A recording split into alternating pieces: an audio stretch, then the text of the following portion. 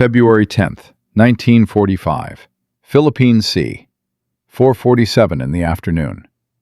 A P-51 Mustang screams through the sky at 350 miles per hour. The pilot lines up his gun sight on a target. His finger hovers over the trigger. 650 caliber machine guns loaded and ready. 1,880 rounds of ammunition waiting to tear through metal and flesh.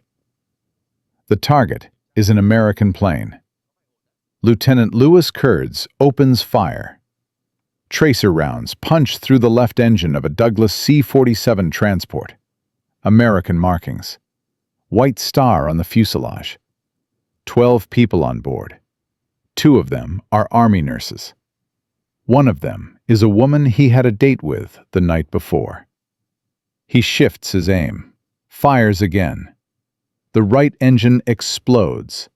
The C-47 plunges toward the water. This is not friendly fire. This is not an accident. This is a deliberate choice that will earn Louis Kurds a medal from the United States Army. A medal for shooting down an American plane with American passengers. How does a pilot go from shooting down Nazi fighters over North Africa to putting bullets into his own countrymen over the Pacific? How does he walk away from that decision, not in handcuffs, but with a decoration? The answer involves 9 aerial victories across 4 different nations, a 9-month escape through enemy territory, the most brutal prison camps in human history, and a love story that nobody could have predicted. But to understand February 10th, 1945, we need to go back. Back to a time when Louis Kurds was nobody special. Just a kid from Indiana who spent too much time looking at the sky. Fort Wayne, Indiana, 1930s. The Great Depression has America in a stranglehold. Bread lines stretch around city blocks. Factories stand silent. Families lose everything they own. The Kurds family is doing better than most. Walter Kurds sells real estate. Esther Kurds teaches school. Middle class, comfortable, nothing remarkable. Their son Louis has a problem. He cannot stop staring at airplanes.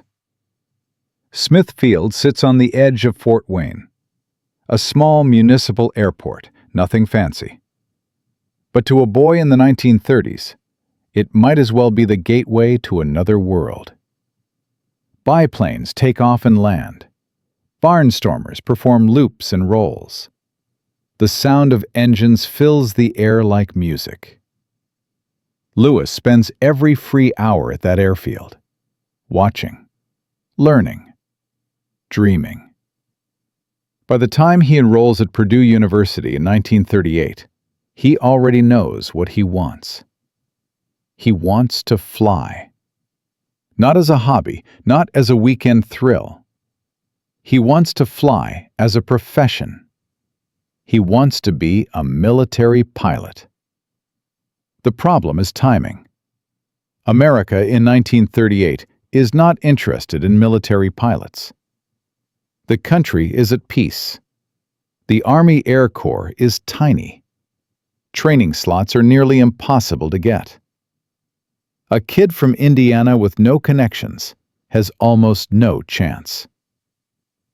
December 6th, 1941. A Saturday. Louis Kurds walks out of his Purdue dormitory. 3rd year of college. Good grades. Promising future. He walks straight to a recruiting office and enlists in the Army Air Forces. He drops out of college to join a military that America barely has. Nobody understands why. His parents worry. His professors shake their heads. His friends think he has lost his mind. Why throw away a college education for a peacetime army? Louis cannot explain it. Something tells him to go. Something tells him the sky is waiting. 24 hours later, the Japanese bomb Pearl Harbor. Sunday, December 7th, 1941. America wakes up to war. Recruiting stations across the country are mobbed. Thousands of young men flood through the doors. 6-month waiting lists form overnight. The military cannot process applications fast enough. Patriotic fervor crashes headlong into bureaucratic reality. Louis Kurds is already in the system. While America scrambles to build an air force from scratch, he is learning to fly. Think about that timing. One day, 24 hours. The difference between enlisting before Pearl Harbor and enlisting after is the difference between immediate training and a 6-month wait. The difference between becoming a pilot and becoming an infantryman. The difference between the sky and the mud. Some people call it luck. Some people call it intuition. Louis never talked about it much. He just showed up at the right place at the right time, as if someone had whispered the future in his ear. December 1942.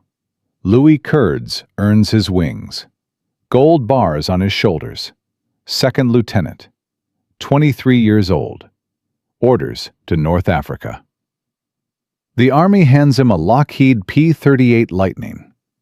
The P-38 is unlike anything else in the American arsenal.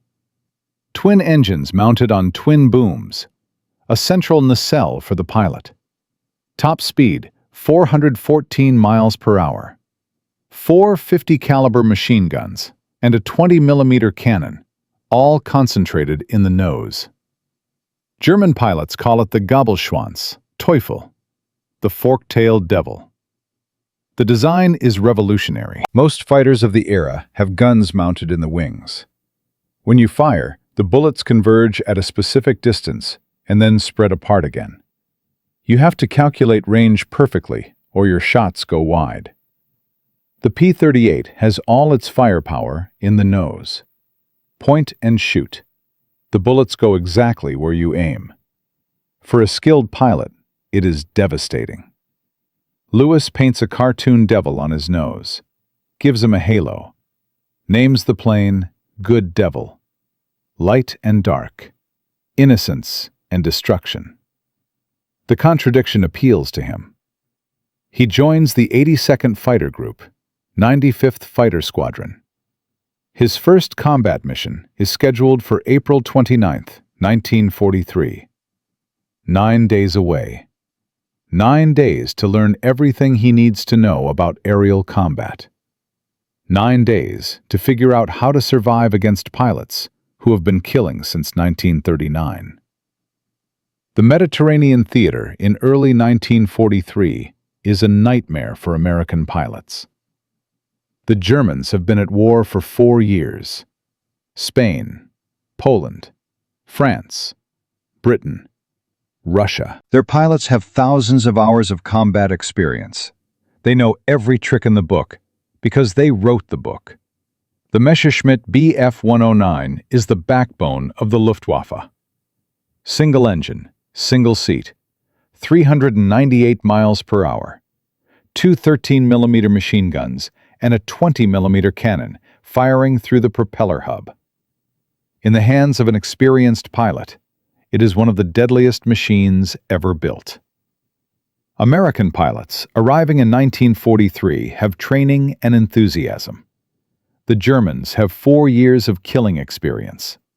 The math is brutal.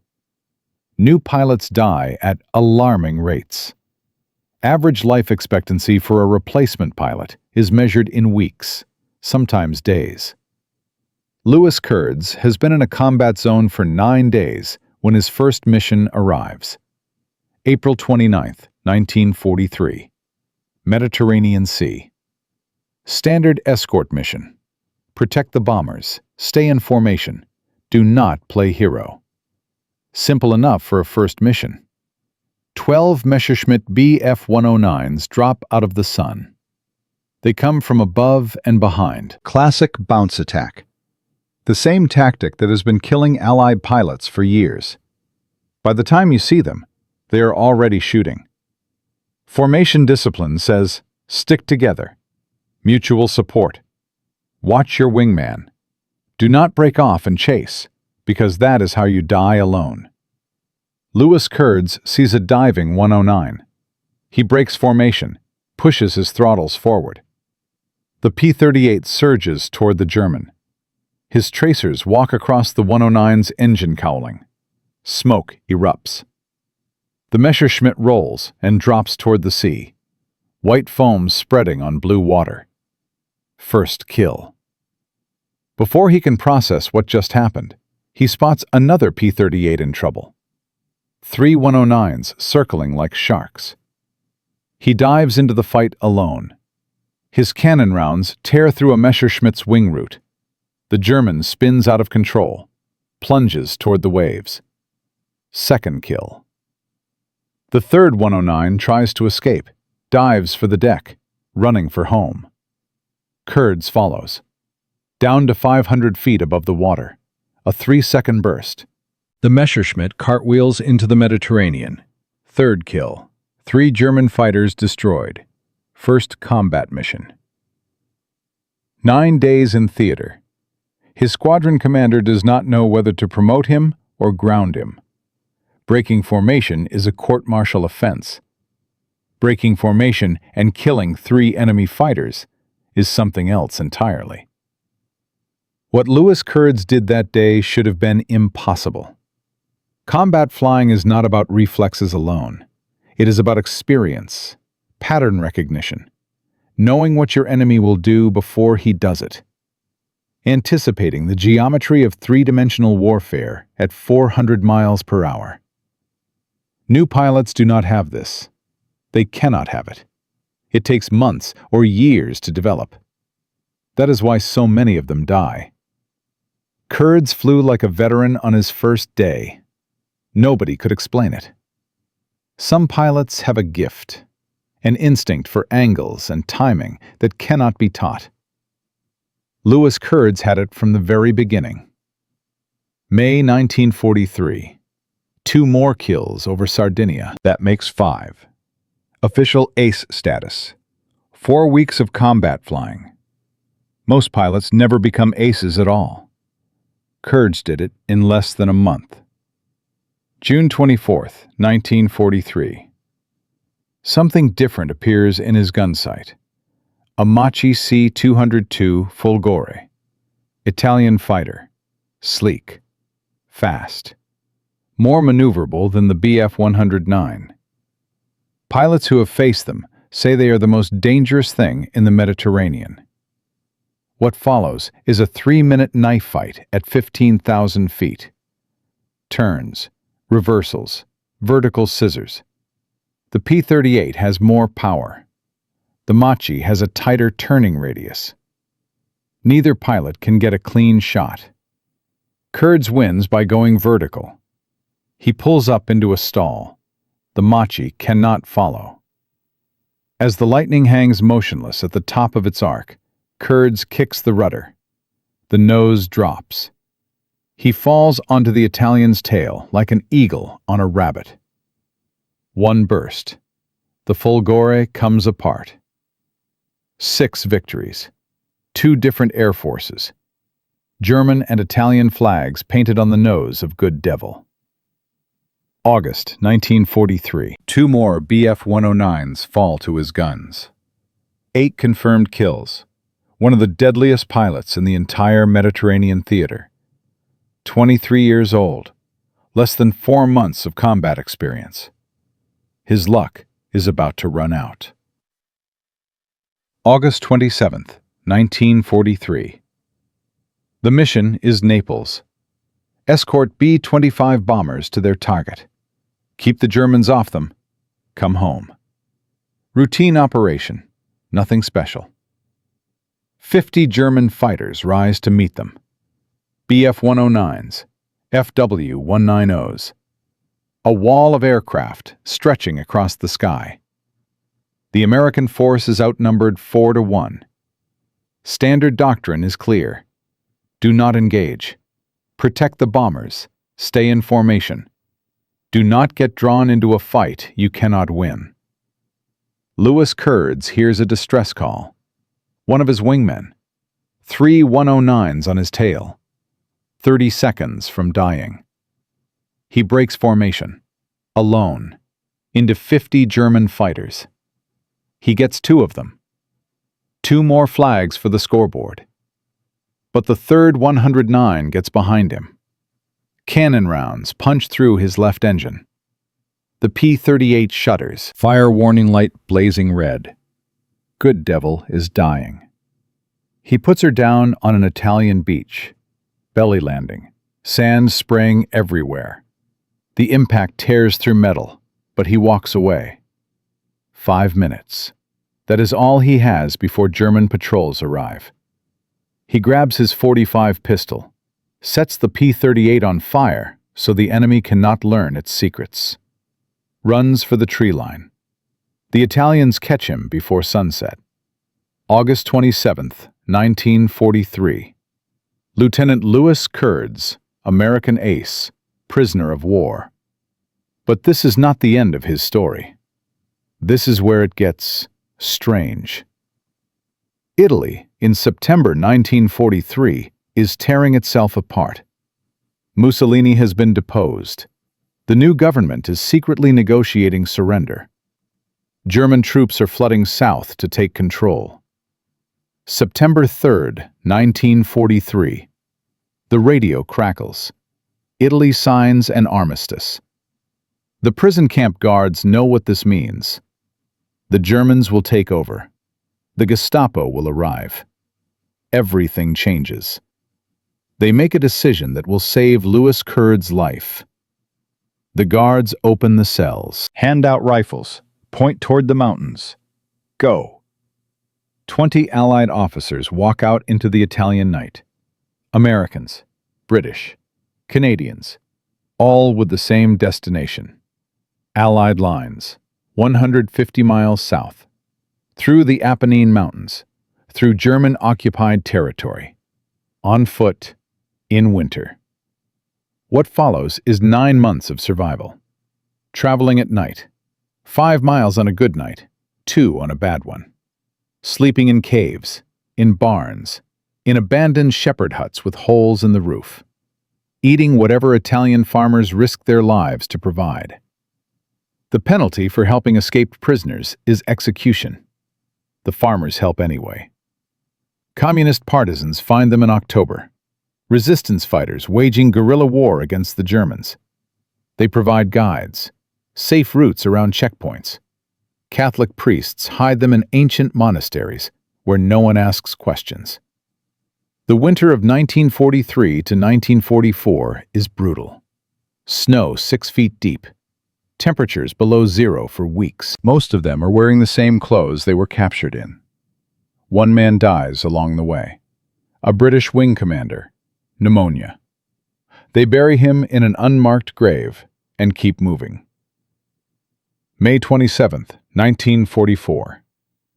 Louis Kurds stumbles into Allied lines at Monte Cassino. 9 months, 150 miles, one of the most remarkable escapes of the entire war. Back in Fort Wayne, his parents have a telegram. Missing in action, presumed dead. His mother has already held the memorial service. Louis Kurds walks back from the grave. Most men would take the ticket home. 9 months behind enemy lines. Enough war for any lifetime. Louis volunteers for more. But here is the thing. The Geneva Convention prohibits escaped prisoners from fighting in the same theater. If the Germans recapture him, they could torture him for information.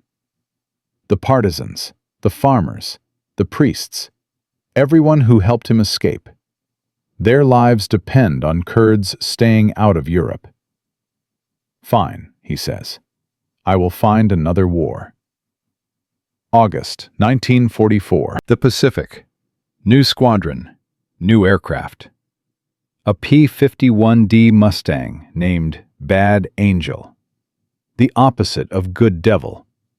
Light and dark. Europe and Pacific. Something about that name feels like prophecy. In Part 2, we will see what happens when the deadliest pilot in 2 theaters faces an impossible choice. A choice that involves shooting down his own girlfriend. A choice that will earn him a medal for destroying American property. The story of Louis Kurds is just beginning. Lieutenant Louis Kurds, 8 aerial victories, ace pilot, prisoner of war, 9 months walking through German-occupied Italy. And now, August 1944, standing on a Pacific airfield with a brand new P-51 Mustang and a brand new war. That is where we left off. An American pilot who had already done enough for 3 lifetimes. A man who should have gone home, but chose to keep fighting. But here is what nobody told you in Part 1. The Pacific Theater in 1944 is not like Europe. The enemy is different. The stakes are different. And the cost of failure is unimaginable. In Europe, if you get shot down and captured, you become a prisoner of war. The Germans follow the Geneva Convention.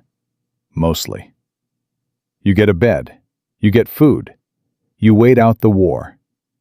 In the Pacific, if you get shot down and captured, you enter a world that makes European prison camps look like vacation resorts. The numbers do not lie. Bataan Death March. 75,000 soldiers forced to walk 65 miles. Anyone who stumbled was bayoneted on the spot. 10,000 dead in 6 days. The prison camps that followed. 800 calories per day. Dysentery. Random beatings. Executions for looking at a guard the wrong way. Palawan Massacre, December 1944. 150 American prisoners herded into air raid shelters. The Japanese poured gasoline through the ventilation holes, lit them on fire. When prisoners tried to escape, soldiers shot them or cut them down with bayonets. 11 survivors out of 150. American pilots faced special treatment. The Japanese considered them war criminals for bombing civilian areas. Captured airmen were tortured for information, then beheaded with samurai swords. This is the world Louis Kurds chose to enter. This is the price of getting shot down in the Pacific. Not prison. Death. Slow and painful and absolutely certain. And this is why February 10th, 1945 becomes the most important day of his life. The Philippines, January 1945. Kurds joins the 4th Fighter Squadron, 3rd Air Commando Group. His new aircraft is a P-51D Mustang, the war's perfect fighter. A Packard-built Rolls-Royce Merlin engine pushing 1,490 horsepower. Top speed, 437 miles per hour at 25,000 feet. Range of 1,650 miles with drop tanks. Enough to escort bombers deep into enemy territory and fight all the way home. 650 caliber machine guns with enough ammunition for 18 seconds of continuous fire. Faster than his old P-38, more agile, longer range, better in every way that matters. He names it Bad Angel, the opposite of Good Devil, light and dark, Europe and Pacific, redemption and destruction. Something about that name feels like prophecy. The first few weeks are adjustment, different tactics in the Pacific, different enemies. Japanese pilots fly differently than Germans. They are aggressive to the point of suicide. Kamikaze attacks are becoming common. The whole philosophy of aerial combat has shifted. In Europe, the goal was to win and survive. In the Pacific, Japanese pilots often do not care about surviving. They just want to take you with them. February 7th, 1945, southwest of Formosa. Kurds spots a twin-engine aircraft at 12,000 feet. Japanese markings. A Mitsubishi Ki-46, codenamed Dyna by the Allies. Fast reconnaissance aircraft. Built to run, not fight. Completely unarmed. Kurds does not give it a chance to run. One burst from his 650 calibers. The Ki-46 explodes.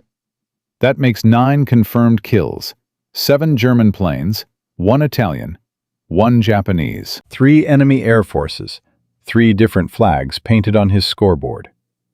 Only 2 other American pilots in the entire war will match that record. But Kurds is not finished. In 3 days, he is going to add a 4th flag, and it will be red, white, and blue. February 10th, 1945, 0800 hours. Lieutenant Kurds leads a 4-ship flight over the Formosa Strait. Standard patrol mission. Hunt for targets of opportunity. Stay alert for enemy aircraft. They find a Japanese airfield on Bataan Island. Small installation, maybe 20 aircraft on the ground. Light anti-aircraft defenses. Perfect target. The 4 Mustangs dive. Kurds leads the attack. His 50 calibers tear into a parked Zero. The fuel tank ruptures. Flames spread across the tarmac. 2 more Japanese fighters explode on the ground. Lieutenant LaCroix takes out a pair of aircraft in the air. Clean kills. Textbook work. Then LaCroix's engine dies. Anti-aircraft fire. A direct hit to the engine block. The Mustang starts dropping immediately. No power. No options except down. LaCroix puts it in the Philippine Sea, 300 yards from shore. Perfect water landing. The aircraft floats just long enough for him to get out. He deploys his life raft and starts paddling away from the island, away from Japanese-held territory, away from certain death. Kurds makes a decision. He sends 2 pilots back to base. Call for rescue. Get a Catalina flying boat out here. Lieutenant LaCroix is not becoming a prisoner of war. Then he goes to work. For 30 minutes, Louis Kurds strafes Japanese positions.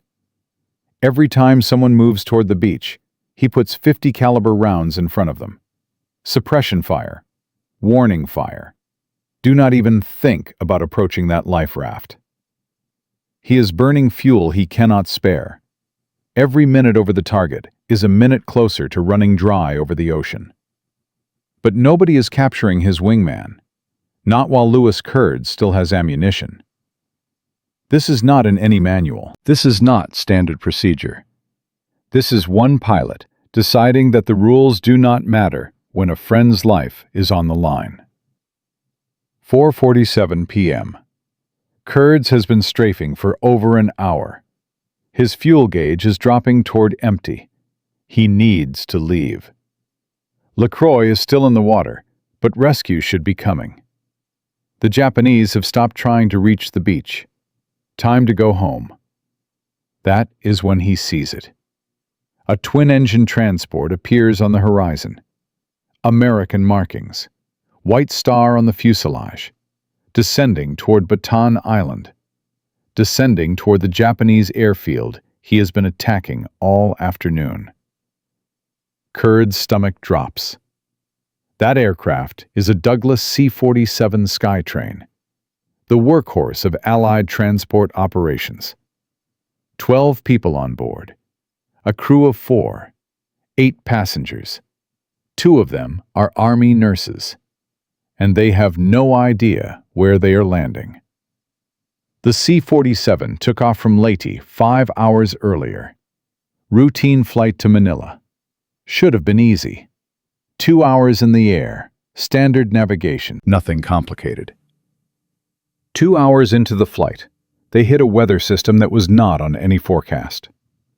A tropical depression spinning up from the south. Lightning sheets of white fire outside the cockpit windows. Then turbulence. The aircraft dropping 50 feet, slamming back up, dropping again. Passengers thrown against the ceiling. The pilot fighting the controls just to keep them in the air. Then the radio died. Electrical discharge from the lightning fried the equipment.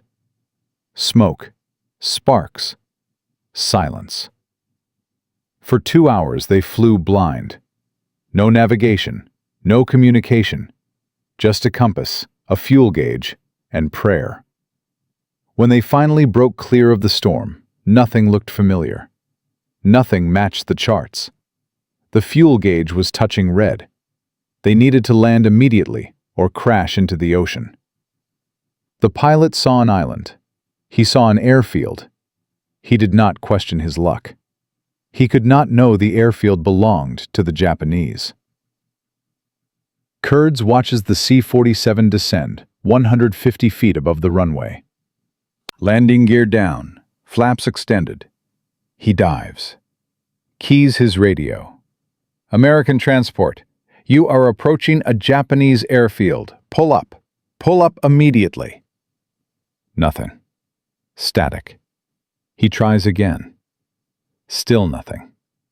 Their radio is dead. They cannot hear him. The C-47 continues its descent. Below, Japanese anti-aircraft gunners track Kurds through their sights. But they are not shooting at the transport. They think it is one of theirs. A captured American aircraft coming home as a prize.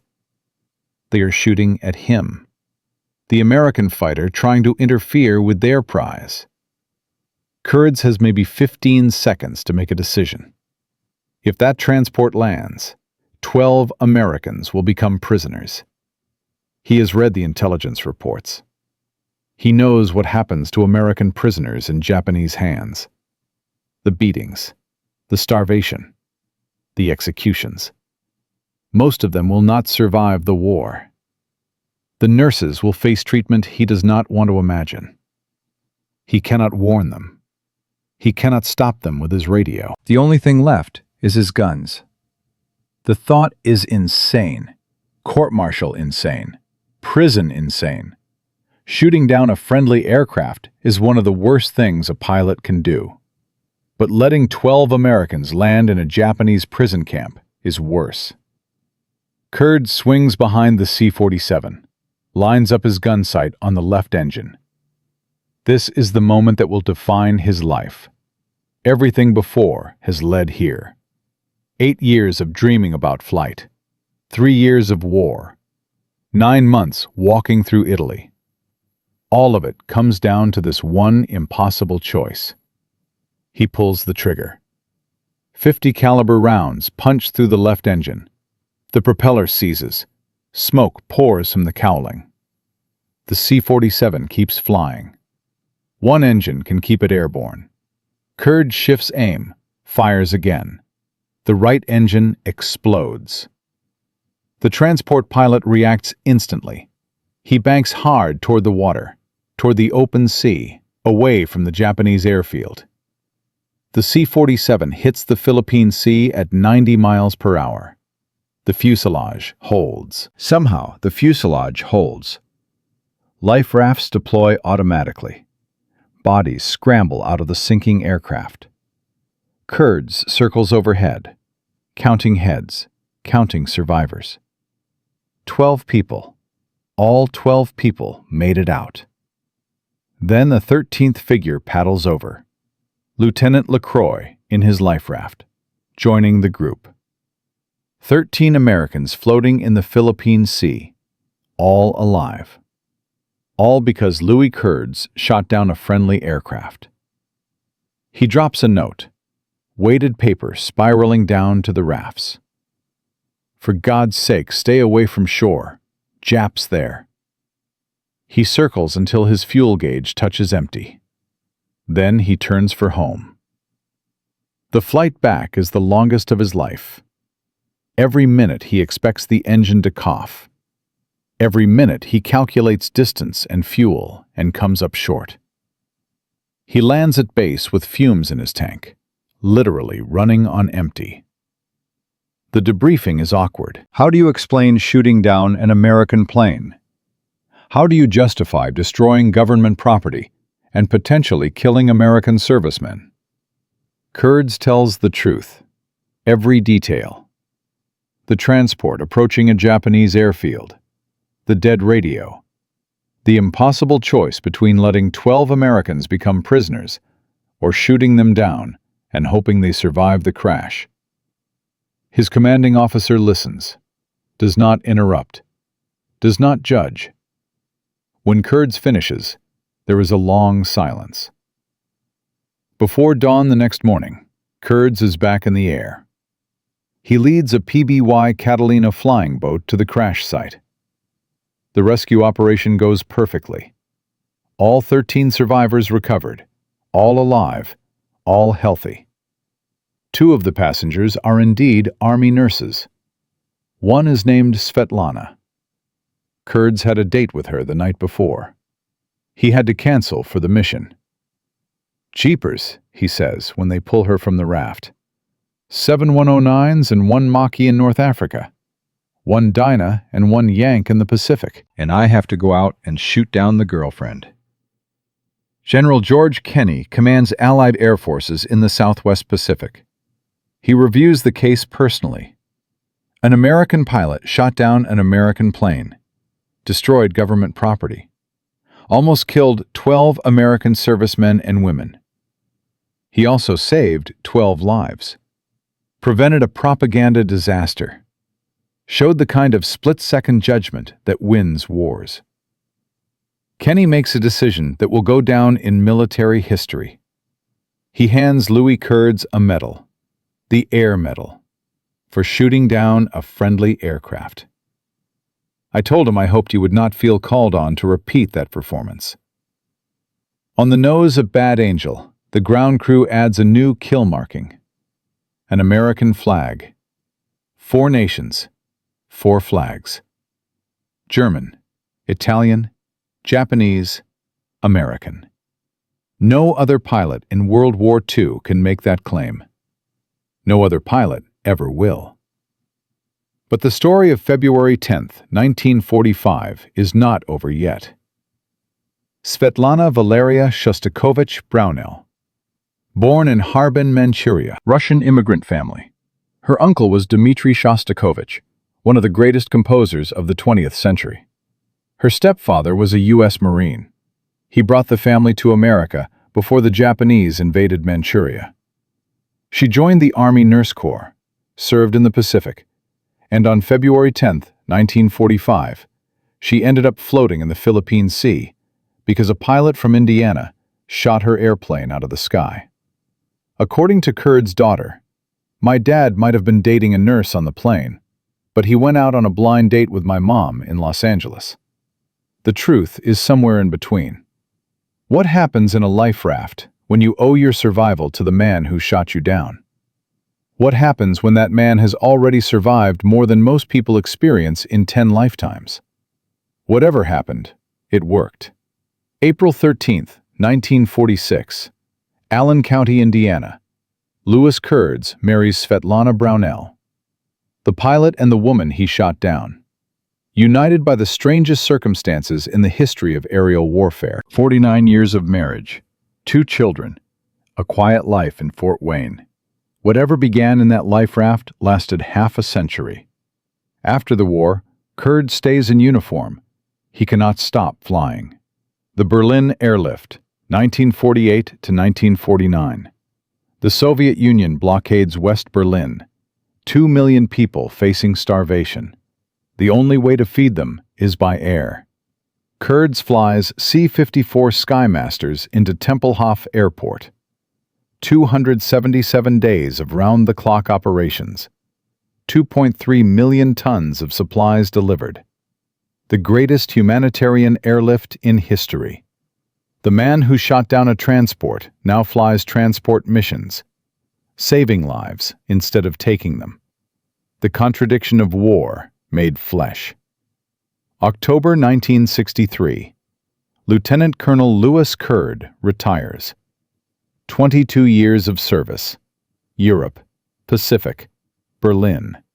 3 wars worth of flying. He starts a construction company, builds houses instead of shooting down planes. A quiet transition from warrior to civilian. February 5th, 1995. Fort Wayne, Indiana. Louis Edward Kurtz dies at 75 years old. They bury him at Lindenwood Cemetery.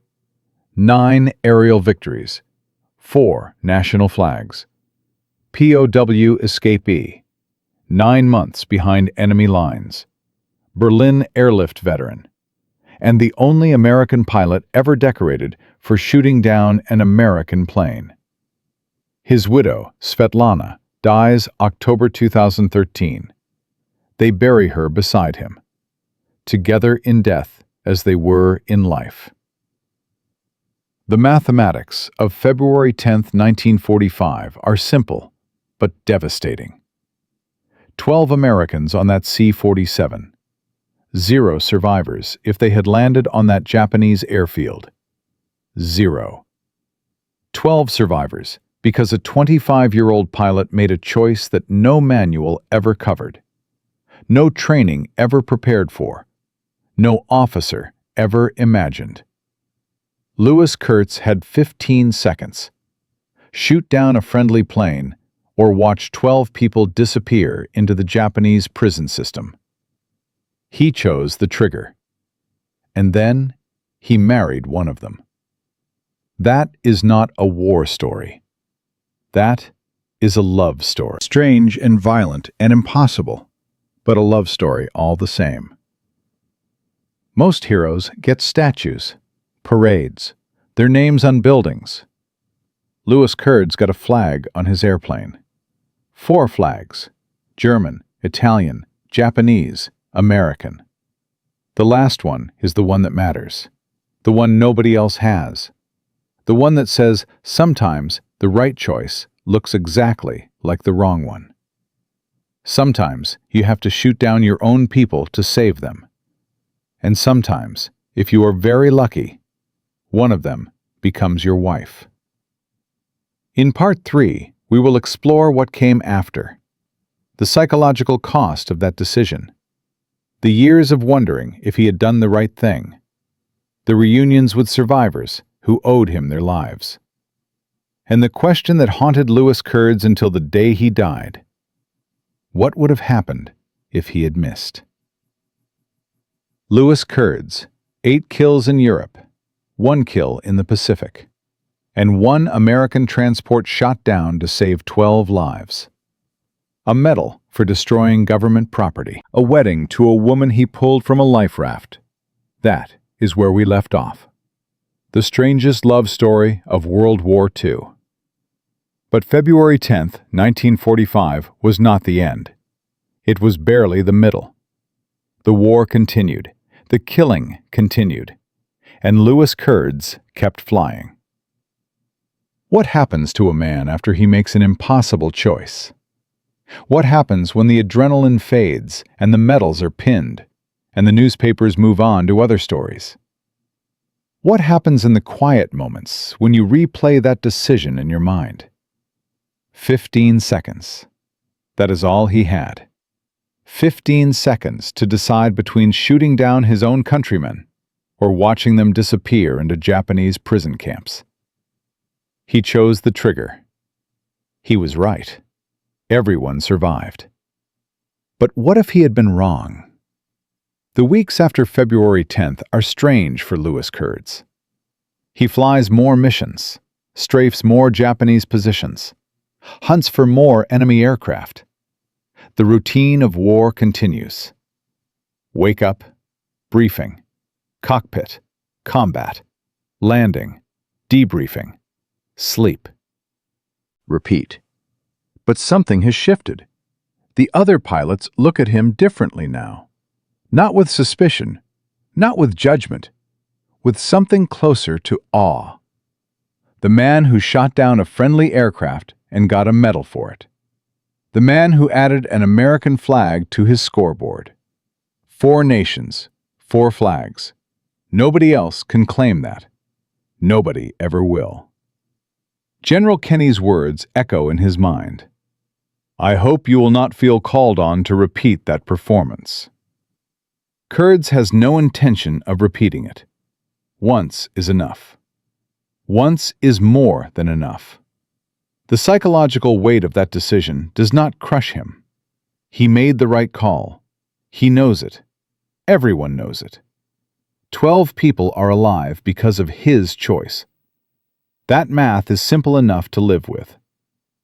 But there are other weights, older weights, heavier ones.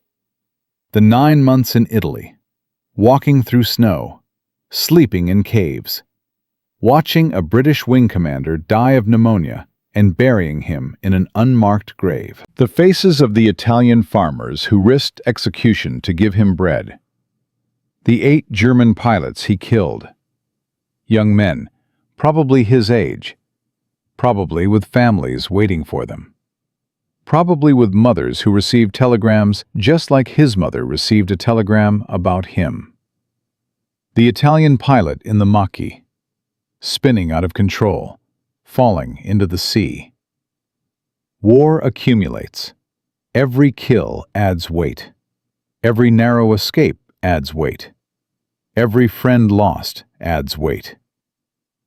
Louis Kurds carries more weight than most men his age. He is 25 years old, with enough ghosts for a lifetime. March 1945. The Philippines campaign intensifies. American forces push deeper into Japanese-held territory. Every island is a fortress. Every beach is defended. The casualty projections for a full invasion of Japan run into the millions. Kurds flies close air support missions. Different work than aerial combat. You are not hunting enemy fighters. You are hunting enemy positions on the ground. Bunkers, artillery emplacements, troop concentrations. The P-51 is good at this work. 650 calibers can tear through almost anything. Drop tanks can be replaced with bombs. A single Mustang can deliver more firepower than an entire infantry platoon. The Japanese fear the American fighters. Not because they shoot down Zeros, because they strafe everything that moves. Supply convoys, destroyed. Fuel depots, destroyed. Communications lines, cut. The infrastructure of Japanese resistance crumbles under constant air attack. This is the grinding work of victory. Not glamorous, not heroic in the storybook sense. Just day after day of destroying the enemy's ability to fight. Kurds excels at it. His accuracy with strafing runs is exceptional. Other pilots miss. They put rounds into empty ground or splash harmlessly into water. Kurds puts his rounds exactly where they need to go. The same precision that let him disable a C-47 without killing anyone lets him destroy targets with minimal ammunition waste. April 1945. News from Europe. Germany collapses. Hitler dead in his bunker. Berlin fallen to the Soviets. VE Day declared. The war in Europe is over. For most American servicemen, this is cause for celebration. For Louis Kurds, it is complicated. He cannot go back to Europe anyway. The Geneva Convention forbids escaped prisoners from returning to the same theater. All those people who helped him escape, the partisans, the priests, the farmers, their safety depends on the Germans never capturing him again. But now there are no Germans to capture him. The war that defined his youth is over. The enemy he spent 2 years fighting has surrendered. Only Japan remains. The Pacific War continues with increasing intensity. Iwo Jima, Okinawa, names that will echo through American military history forever. The casualty rates are staggering. At Iwo Jima, nearly 7,000 Marines killed. At Okinawa, more than 12,000 American dead. The Japanese fight to the last man. They do not surrender. They die. And the invasion of Japan itself looms ahead. Operation Downfall, scheduled for November 1945. Casualty estimates range from 250,000 to 1 million American dead. Every day the war continues, more men die. Every target destroyed by air power is one less obstacle for the ground troops. Every Japanese soldier killed from the air is one less soldier who will kill Americans on the beaches. This is the calculus of war. Cold mathematics. Lives measured in numbers. Kurds understands this calculus better than most. He has seen both sides. The mathematical precision of aerial combat. The human reality of walking 150 miles through enemy territory with men dying around him. He keeps flying, keeps killing, keeps adding to the mathematics. July 1945. The atomic bombs change everything. Hiroshima, August 6th. Nagasaki, August 9th. Japan surrenders on August 15th. The war ends not with an invasion, but with two blinding flashes of light. Hundreds of thousands dead in an instant. The greatest destructive force in human history unleashed on two cities. Louis Kurds does not drop the bombs. He is a fighter pilot, not a bomber pilot. But he witnesses the aftermath. The sudden silence of a war that was supposed to last another year. The mathematics of the atomic bombs are monstrous, but simple. 2 bombs, 2 cities. 200,000 dead immediately. Hundreds of thousands more from radiation. Against that, the alternative. Operation Downfall. Millions of casualties on both sides.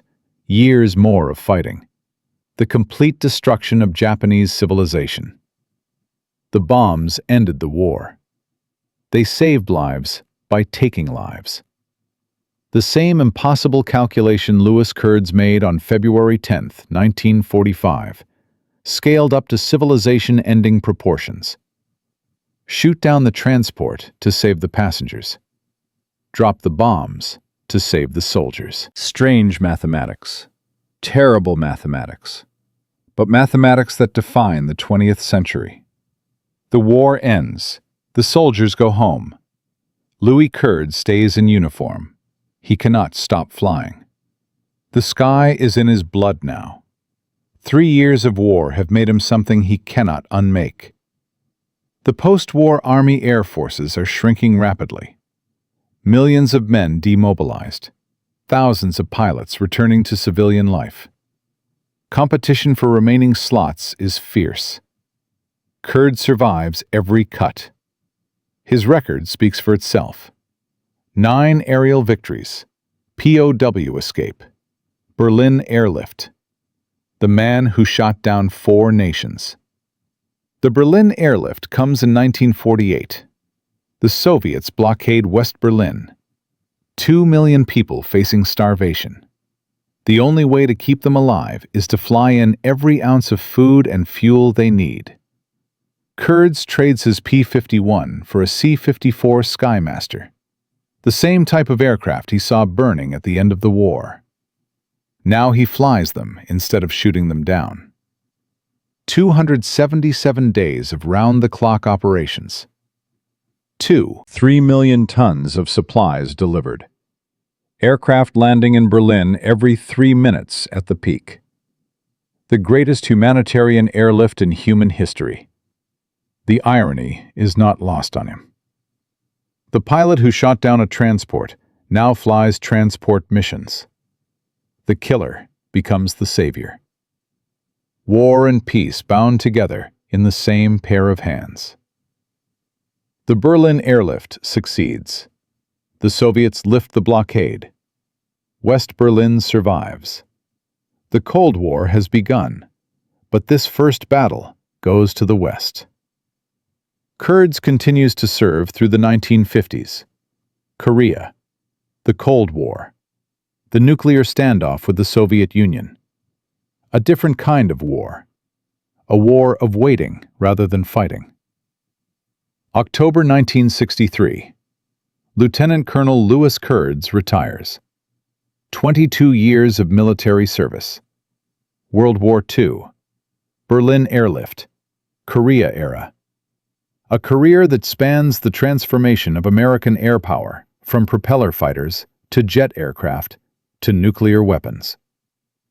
He starts a construction company in Fort Wayne, build houses instead of shooting down planes. A quiet transition from warrior to civilian. His wife, Svetlana, is with him, the woman from the life raft, the nurse he shot down.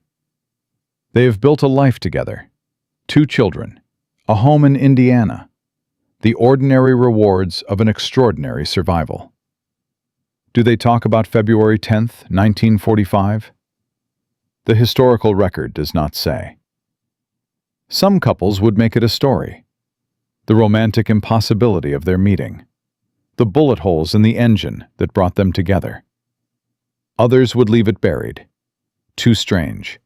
Too painful. Better to focus on the life that came after, rather than the violence that began it. Whatever they chose, it worked. 49 years of marriage. Through the 50s and 60s and 70s and 80s and into the 90s. A lifetime built on 15 seconds of impossible choice. February 5th, 1995. Fort Wayne, Indiana. Louis Edward Kurds dies at 75 years old. The obituaries mention his military service, 9 aerial victories, 4 nations, the medal for shooting down an American plane. The standard details of a remarkable life. They bury him at Lindenwood Cemetery, a grave like any other. Nothing to mark him as extraordinary unless you know where to look. His widow, Svetlana, lives another 18 years. She dies in October 2013. They bury her beside him, together in death as they were in life. The pilot and the woman he shot down, united by the strangest circumstances in the history of aerial warfare. The mathematics of Louis Kurds deserve repetition. 12 people on that C-47. 0 survivors if they had landed. 0. 12 survivors because one pilot made one choice in 15 seconds. The survivors went on to live their lives. They had children and grandchildren. They experienced decades that would have been stolen from them by Japanese prison camps. The ripple effects are incalculable. How many people exist today because Louis Kurds pulled that trigger? How many lives trace back to that moment over the Philippine Sea? We cannot know. The mathematics of alternate history are impossible to calculate. But the principle is clear. One man, one choice. Generations of consequence. That is the legacy of Louis Kurds. Not the 9 kills, not the 4 flags, not even the impossible love story. The legacy is the choice itself. The demonstration that sometimes the right decision looks exactly like the wrong one. That sometimes you have to destroy to save. That sometimes 15 seconds is enough time to change the world. The question he might have asked himself in quiet moments. What if I had missed? The P-51's 50 caliber guns are accurate, but not surgical. A burst aimed at an engine could easily kill someone in the cabin. A few inches higher or lower, and the mathematics change completely. What if he had killed one of the passengers? What if he had killed Svetlana? He would still have saved 11 people. The choice would still have been correct, but he would have carried that weight forever. The face of someone he killed while trying to save them. This is the burden of command decisions. You make the best choice with the information you have. Sometimes everyone survives. Sometimes they do not. You live with the outcome either way.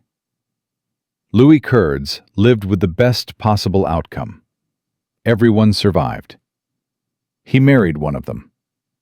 The story has a happy ending. But he did not know that when he pulled the trigger. He took the shot hoping for the best and preparing for the worst. That is courage, not the absence of fear, not the certainty of success. The willingness to act when the outcome is uncertain and the stakes are absolute.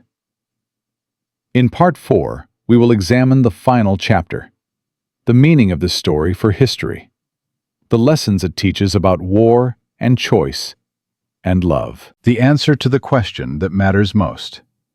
What does February 10th, 1945 teach us about being human? The story of Louis Kurds is almost complete. A kid from Fort Wayne, Indiana, who spent his childhood staring at biplanes. A college dropout who enlisted one day before Pearl Harbor. A fighter ace who shot down 8 German planes and 1 Italian. A prisoner of war who walked 150 miles through enemy territory. A Pacific warrior who destroyed a Japanese reconnaissance aircraft. And then, on February 10th, 1945, a pilot who shot down an American transport to save 12 American lives. That is the journey of Louis Edward Kurds. 4 nations, 4 flags, one impossible choice that became the strangest love story of World War II.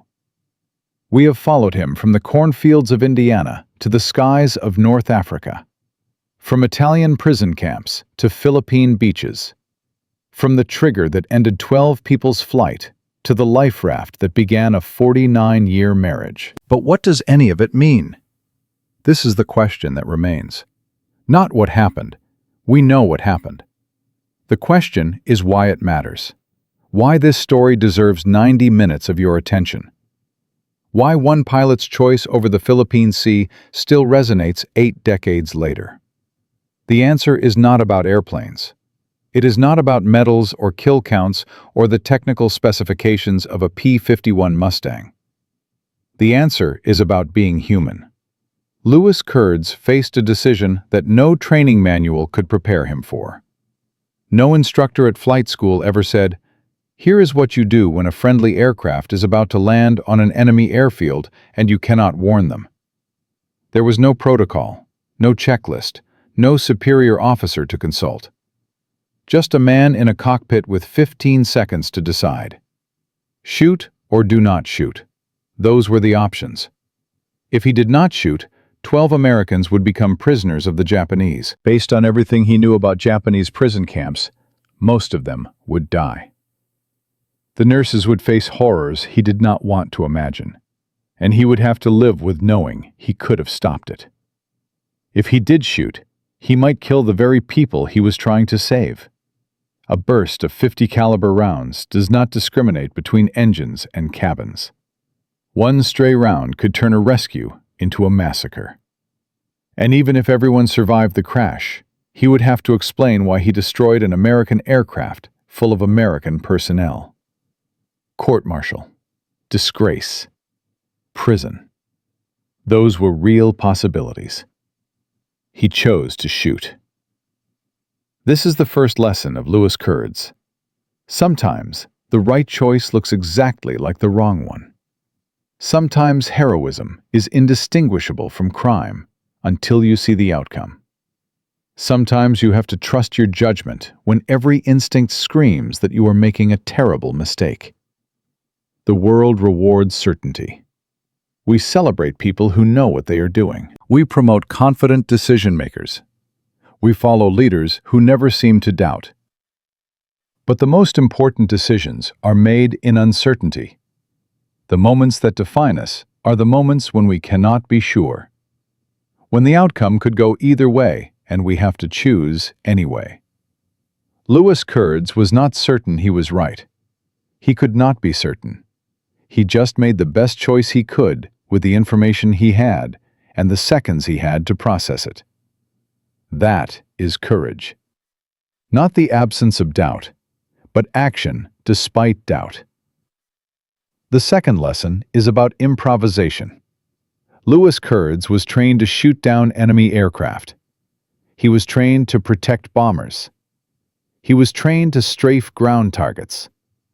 He was not trained to disable friendly transports without killing the passengers. But when the moment came, he improvised. He aimed for the engines. He fired controlled bursts instead of holding the trigger down. He calculated angles and distances in fractions of seconds. He applied skills learned in combat to a situation combat never anticipated. This is what separates exceptional performers from ordinary ones. Not the ability to follow procedures, but the ability to create new procedures when the old ones do not apply. Not expertise within boundaries, but expertise that transcends boundaries. The best pilots in World War II were not the ones who followed the rule book perfectly. They were the ones who knew when to throw the rule book away. The third lesson is about the mathematics of morality. 12 lives versus 0 lives. That was the calculation. If the transport landed, everyone aboard would likely die in Japanese captivity. If the transport crashed in the water, everyone had a chance to survive. Guaranteed death versus possible survival. The math seems simple, but Louis Kurds did not know everyone would survive. He could not know. When he pulled the trigger, he was gambling with 12 lives. The probability of survival was higher in the water than on the Japanese airfield, but it was not 100%. It was not even close to 100%. Water landings kill people. The impact can shatter the fuselage. Passengers can drown before they reach the life rafts. Injuries can prove fatal without medical care. Kurds made a probabilistic judgment. More likely to survive in the water than on the ground. But more likely is not certain. And when you pull the trigger, you own whatever outcome follows. This is the burden of moral mathematics. You cannot wait for certainty, because certainty never comes. You have to act on probability. And then, you have to live with whatever probability delivers. Kurds got lucky. Everyone survived. The fuselage held. The life rafts deployed. The rescue came before anyone died of exposure. But he did not know that when he fired. What would we think of Louis Kurds if one passenger had died in the crash? If 2 had died? If 6 had died, but 6 survived? The decision would have been the same. The reasoning would have been the same. The courage would have been the same. Only the outcome would be different. We judge decisions by their outcomes. This is human nature. But the quality of a decision does not depend on its outcome. It depends on the process that led to it. Louis Kurds made a good decision. He would have made a good decision even if someone had died. The outcome was lucky. The decision was wise. These are different things, and we should not confuse them. The fourth lesson is about love in unexpected places. Louis Kurds shot down Svetlana Brownell's airplane. He put 6 .50 caliber rounds into her transport's engines and sent her plummeting toward the ocean. Then he married her. This is not a normal romance. This is not how love stories usually begin. Boy meets girl at a dance. Boy meets girl at work. Boy meets girl through mutual friends. Boy shoots down girl's airplane and pulls her from a life raft. What does their marriage tell us? It tells us that connection can emerge from the strangest circumstances, that the bonds forged in crisis are sometimes the strongest bonds of all, that 2 people who share an impossible moment may find they share everything else too. Svetlana could have hated him. She could have blamed him for the terror of that crash landing. She could have seen him as the man who nearly killed her. Instead, she saw him as the man who saved her life. 49 years of marriage, 2 children, a quiet life in Fort Wayne, built on 15 seconds over the Philippine Sea. This is the human capacity for transcendence. To take the worst moments and transform them into the foundation for the best moments. To find love in the aftermath of violence. To build a life from the wreckage of near death. The fifth lesson is about obscurity. Louis Kurds is not famous. His name does not appear in most World War II histories. No movies have been made about him. No statues stand in his honor. He was one of approximately 125,000 American pilots who served in World War II. One of approximately 1,200 who became aces. One of approximately 3 who shot down aircraft from 3 different enemy nations. And the only one who ever received a medal for shooting down an American plane. Yet almost nobody knows his name. This is the fate of most heroes. They do their extraordinary deeds, and then they disappear into ordinary lives. They build houses and raise children, and attend church on Sundays, and never mention the time they saved 12 lives by doing something insane. The history books remember the generals and the politicians, the commanding officers who made the big decisions, the strategic thinkers who shaped the war. But wars are won by men like Louis Kurds, men who make the right choice in the impossible moment, men who improvise when the procedures fail, men who carry the weight of their decisions for the rest of their lives without complaint. For every famous hero, there are 10,000 obscure ones. The famous ones got lucky with publicity. The obscure ones got lucky with survival. Louis Kurds got both. The 6th lesson is about aftermath. What happens after the heroic moment? What happens when the medals are pinned and the newspapers move on? Life continues. That is what happens. Louis Kurds flew more missions after February 10, 1945. He watched the war end. He participated in the Berlin airlift. He served through Korea. He retired and built houses. The heroic moment was 15 seconds long. The rest of his life was 75 years. This is the reality of heroism. It is not a permanent state.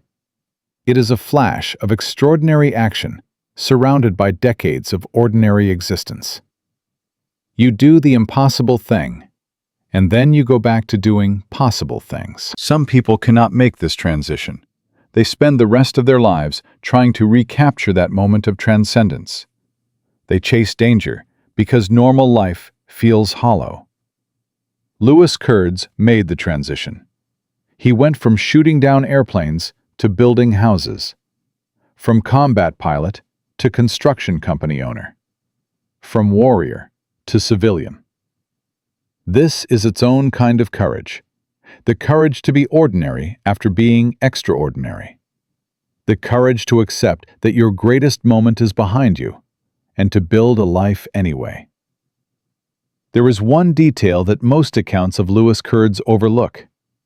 On February 10, 1945, when he shot down that C-47, he had already been strafing Japanese positions for over an hour. He was protecting Lieutenant LaCroix, his wingman, who was floating in a life raft near the shore. He was low on fuel, dangerously low. Every minute he stayed over the target was a minute closer to running out of gas over open ocean. When the transport appeared, he could have left. He could have said, "I have done enough," and headed for home.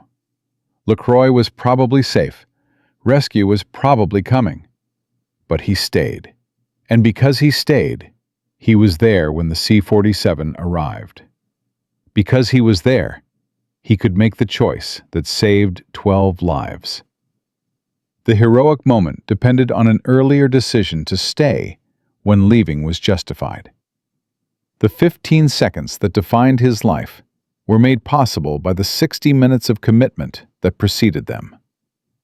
This is often how heroism works. The dramatic moment is the tip of the iceberg.